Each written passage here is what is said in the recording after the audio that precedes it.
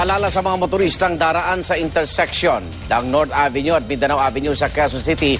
Nagdudulot ngayon ng trapiko ang isinarang bahagi ng daan dahil sa road reblocking. At para sa detalye, may live report si Von Aquino. Von?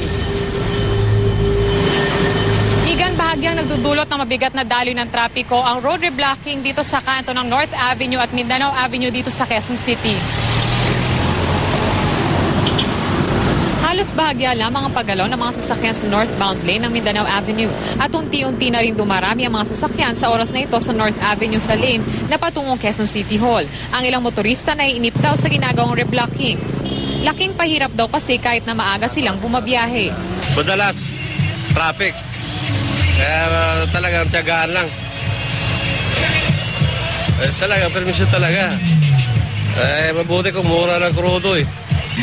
Tuwing umaga na lang ganito eh. Kahit na rush hour, kahit hindi rush hour, grabe traffic. Samantala, sa may bahagi naman ng EDSA Mandaluyong, isang pulang AUV ang bumangga sa poste ng MRT sa northbound lane ng Shaw Tunnel bandang alas 3 ng madaling araw. Ayon sa MMDA Mobile Traffic, nagtamo ng mga galos sa ulo ang driver at kaagad na dinala sa Medical City sa Pasig.